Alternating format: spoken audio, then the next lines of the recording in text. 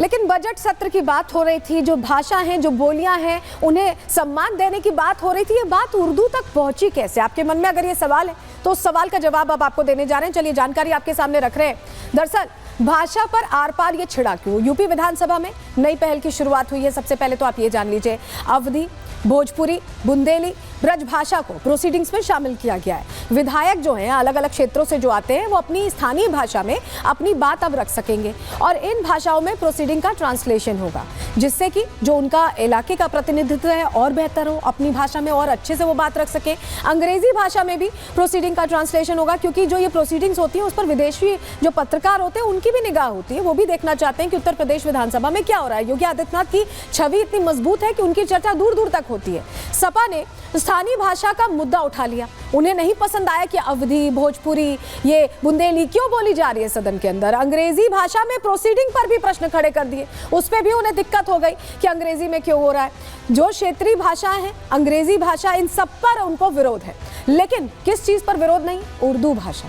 कह रहे हैं कि उर्दू भाषा शामिल करें, इसकी वकालत करने लगे और इसको लेकर यहाँ पर हो हंगामा भी हुआ और योगी आदित्यनाथ ने कड़क अंदाज में बताया भी कि कैसे इन्हें दिक्कत है, उर्दू से प्रेम है। लेकिन इसको लेकर माता प्रसाद पांडे से भी बात करने की कोशिश की हमारी सहयोगी ने, समझने की कोशिश की कि वो क्या कहना चाह रहे हैं, उनका क्या वर्जन है। तो माता प्रसाद पांडे को शायद समझ में आ गया कि उन्होंने गलत चीज का विरोध किया और ऐसे में सफाई देते देते उर्दू के साथ उन्होंने संस्कृत की भी बात कर दी। सुनिए जरा। कोई भी आदमी भोजपुरी, बुंदेली, अवधी, ब्रजभाषा में बोल सकता है, साथ ही साथ अंग्रेजी में बोल सकता है। उसका हमने अनुवाद की व्यवस्था कर दी है। मैंने उसमें सब भाषाओं का विरोध, जो भाषाएं हैं, बोलियां हैं, चाहे बुंदेली हो, चाहे भोजपुरी हो, चाहे ब्रजभाषा हो, चाहे अवधी हो, इसका विरोध नहीं है, इसमें बोल।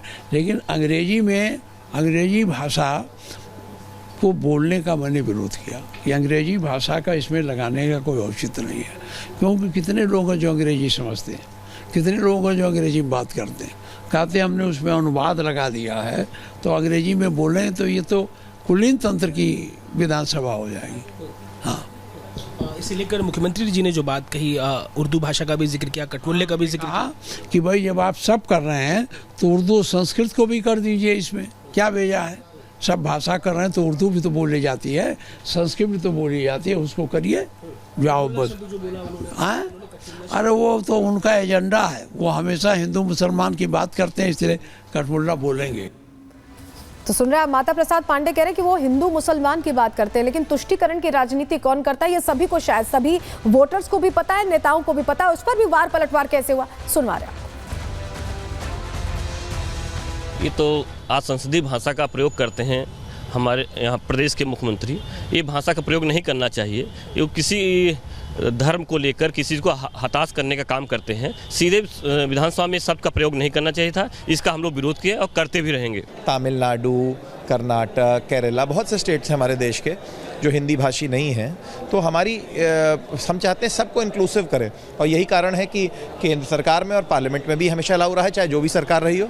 तो ये जो स्टेट्स की भाषाओं को, अवधी, भोजपुरी, सबको एक के साथ साथ इंग्लिश को भी जो लिया गया है, ये एक अच्छा कदम है, एक प्रोग्रेसिव कदम है और दिखा रहा है कि हम लोग की बहुत बड़ी सोच। भाषा को लेकर तो रार छिड़ा ही, क्योंकि बजट सत्र था, ऐसे में राज्यपाल का अभिभाषण था। लेकिन इतना हंगामा किया समाजवादी पार्टी ने कि राज्यपाल अभिभाषण बीच में छोड़कर चली गई। रिपोर्ट देखिए।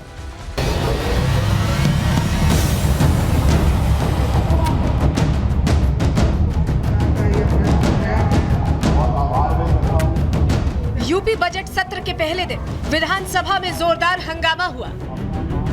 राज्यपाल के अभिभाषण के दौरान समाजवादी पार्टी के विधायकों ने ऐसा हंगामा किया कि राज्यपाल आनंदीबेन पटेल को अपना अभिभाषण बीच में ही रोकना पड़ा। ऐसा पहली बार हुआ है जब विपक्ष के हंगामे की वजह से राज्यपाल अपना अभिभाषण पूरा नहीं कर पाए। बजट सत्र के पहले दिन विपक्ष के इस अमर्यादित रवैये पर बीजेपी ने सवाल उठाया है। बीजेपी नेताओं ने साफ शब्दों में कहा कि विपक्ष का रवैया गैर जिम्मेदाराना है। देखिए, विपक्ष का आचरण गैर जिम्मेदाराना है। महामहिम राज्यपाल महोदय के माध्यम से अभिभाषण और अभिभाषण से प्रदेश के अंदर जो सरकार काम कर रही है उसकी जानकारी दी जाती है। और समाजवादी पार्टी का आचरण सदा ऐसा ही रहा है कि वो महामहिम राज्यपाल जी का आदर करने की जगह, स्वागत करने की जगह, सम्मान करने की जगह हल्ला बोलने की उनकी आदत है। विपक्ष का बहुत ही गैर जिम्मेदाराना रवैया है। एक महिला राज्यपाल जी जो अत्यंत आदरणीय हैं, मुख्यमंत्री रही हैं, एक बहुत बड़ा लंबा उनका कैरियर है और पिछले कई वर्षों से उत्तर प्रदेश के आज महामहिम राज्यपाल जी हैं और उन्होंने हर तरह से सरकार को मार्गदर्शन दिया है। मैं समझता हूं कि विपक्ष का ये रवैया बहुत ही गैर जिम्मेदाराना है कि उन्होंने एक महिला राज्यपाल के संग इस प्रकार का सलूक किया। सदन में राज्यपाल के अभिभाषण को अधूरा छोड़ने पर विपक्ष ने सरकार पर ही सवाल खड़ा किया है। सपा नेताओं ने पहले तो हंगामा किया और बाद में अभिभाषण अधूरा छोड़ने के लिए सरकार को ही जिम्मेदार ठहरा दिया। सपा का कहना है कि सरकार के पास कोई उपलब्धि ही नहीं है, जिसकी वजह से राज्यपाल के पास कुछ बोलने के लिए ही नहीं बचा था।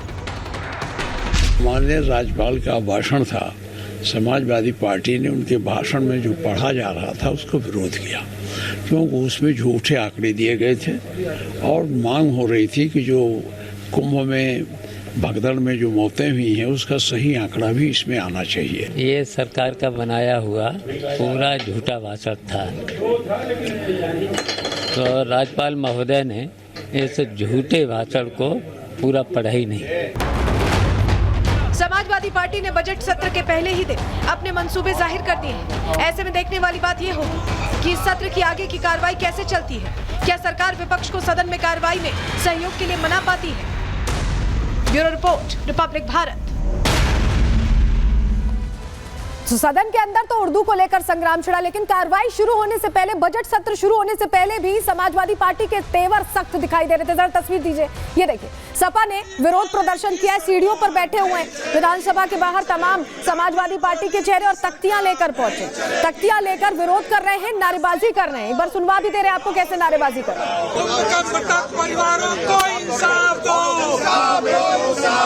अगली तस्वीर दिखाते हैं, अगली तस्वीर दिखाते हैं। जंजीर में ये देखिए, समाजवादी पार्टी के चेहरे। जिस चीज को लेकर सदन में बात हो चुकी है, केंद्र में बात हो चुकी है, यानी लोकसभा में बात हो चुकी है, उसके बावजूद लोकसभा राज्यसभा में दोनों ही जगह पहुंचे थे। जयशंकर साहब विदेश मंत्री हमारे जवाब दे चुके हैं, लेकिन उसको लेकर, यूएस डिपोटेशन को लेकर यहाँ पर बेड़ियों में यहाँ पहुंचे।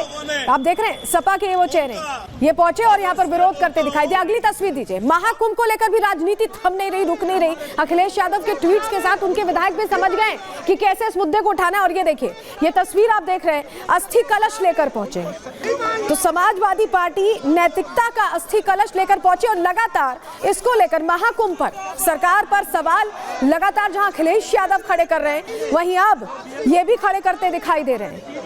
तो तस्वीरें आप देख रहे हैं, ये विरोध का दौर महाकुंभ जब शुरू हुआ था तब से शुरू था और अब खत्म होने पर आ रहा है, फिर भी खत्म होता नहीं दिखाई दे रहा है। लेकिन